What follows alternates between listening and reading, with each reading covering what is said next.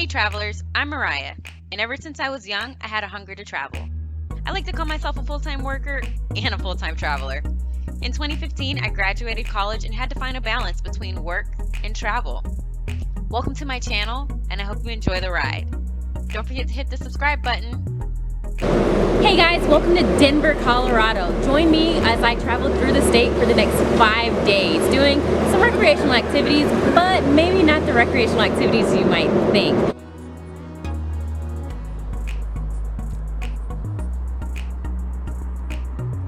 I am here about 20 minutes outside of Denver, Colorado at the Rocky Mountain Arsenal National Wildlife Refuge. And what this is it is a free-range refuge where animals are allowed to essentially roam free. And it's like a little Yellowstone 20 minutes out of Denver. I'm so excited to be here. This is my first day here. I actually landed maybe an hour ago, and this place is about 10 minutes from the airport, 20 minutes from Denver, so it's a happy medium. The Rocky Mountain Arsenal Wildlife Refuge was once home to a U.S. chemical weapon manufacturing facility, but in 1992, the arsenal was shut down, cleaned up, and became the 15,000-acre refuge we see today. With grasslands, woodlands, and wetlands, this refuge is one of the largest urban sanctuaries in the country. Within the perimeter, you can come into close contact from the safety of your vehicle with deer, prairie dogs, birds, reptiles, amphibians, fish, small mammals, and of course, the American bison. Please know that wildlife is unpredictable and sightings are not guaranteed. I had to go 2 days in a row to actually get some of the footage that you see here today. The Arsenal is open 365 days a year, and for additional information on hiking and fishing within the sanctuary, please visit the U.S. Fish and Wildlife Service website. Did I mention that there's no admission charge and that you can always visit between dawn and dusk as often as you'd like? After leaving the Rocky Mountain Arsenal, it was time to head downtown. I quickly noticed that almost all parking required some form of payment. Because my hotel was in the heart of downtown, I was able to pay a flat rate, have in and out privileges, and leave my car at the hotel while I went out to explore. So let's talk a little bit about the mass transportation in downtown Denver. Conveniently on 16th Street for over a mile, they have the free mall ride. And essentially what that is it's a bus and you can get on for free and it'll take you each block. There's a stop. And even though you might not need something on 16th Street, you might have something only 2 blocks inward, which means you don't have to pay for parking. So it's super convenient, and again, it is free.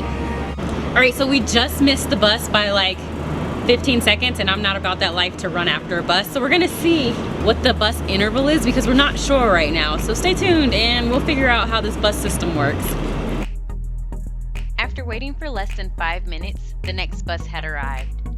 Several popular shopping districts, the Denver Bus Depot, and the state capitol are along this bus line. Did you know that Denver is also known as the Mile High City? And right here at the state capitol building, on the 13th step, you're able to be exactly 1 mile above sea level. Pretty cool, right? All right, so my time in Denver is done. The elevator's here and we are ready to go. We are heading down to Colorado Springs. We're gonna go to breakfast at the Denver Biscuit Company. We're also gonna go climbing at the it's not even self-proclaimed, it's actually the country's largest rock climbing gym, and it's right here in Colorado.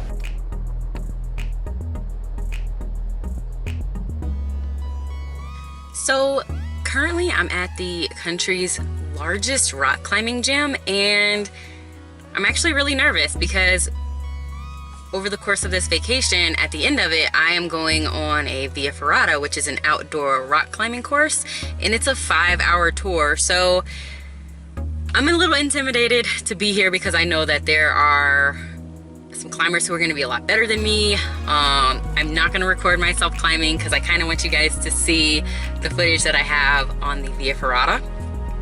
I'm not the best, but I try really hard, so I think that's what counts. And I'm excited to kind of share this Colorado experience with you guys. So wish me luck at the country's largest rock climbing gym. Englewood, Colorado is home to the country's largest climbing gym.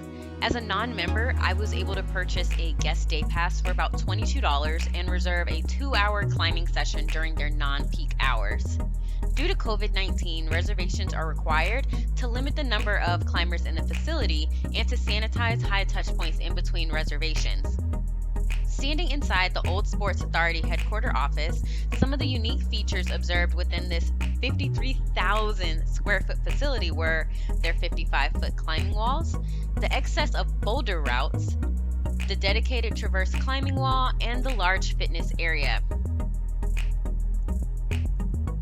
So just an hour south of Denver, Colorado, you're gonna find this quaint tiny town called Manitou Springs. I definitely recommend it if you're gonna be going to Colorado Springs. It's about 7 minutes away.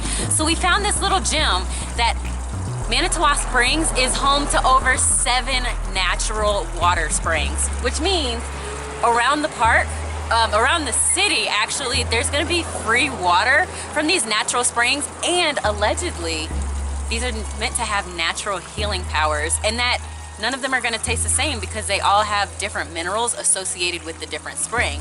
So I stopped at the Commerce building. They gave us a free map where all of the springs are gonna be.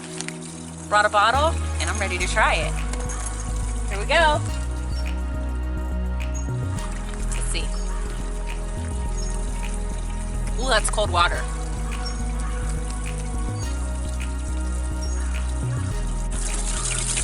I actually didn't like it.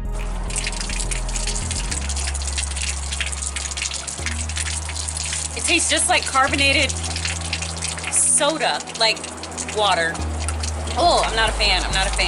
Cut. So the best way to describe what this tastes like, it tastes like if you ever had a vitamin C tablet and you put it in water, that's what it tastes like. I'm not a fan, but it's interesting. And the town, like I said, the town is pretty quaint. So hope you guys stop in. So there are over 7 of these, and now that I think about it, I definitely recommend it because yeah, this one was nasty. The first one was okay. So you can actually taste the difference between every single one of them. And if you look at the sign up there, it tells you all of the minerals that are naturally occurring in the water. So yeah, they're gonna have a different taste. It's definitely on my recommendation list. Welcome to Garden of the Gods here in Colorado Springs, Colorado. I'm about an hour, maybe 15 minutes south of Denver, and regardless if you are an avid hiker or a beginner, this place is for you. If you can't hike, there's a drive around and you can just admire the beauty. It is freezing cold right now. I don't know if you can tell, but it's starting to snow. So I'm gonna get a really good hike in before it gets any worse.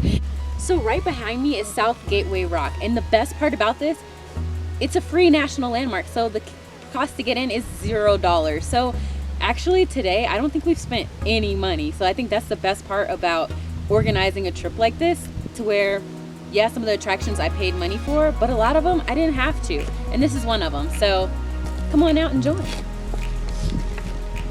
With over 21 miles of self-guided trails, be sure to stop at the Garden of the Gods Visitor Center for a free map detailing the park. If you're lucky, you might even spot one of their elusive bighorn sheep standing tall on the side of a rocky cliff. Rock climbing is permitted with a permit and adequate equipment. Without a permit, you're able to take a rock climbing excursion or a horseback riding tour for a small fee. Be sure you stay on the marked paths because plant life and rock formations at the park are extremely sensitive, and excessive fondling and carving can cause potentially permanent damage.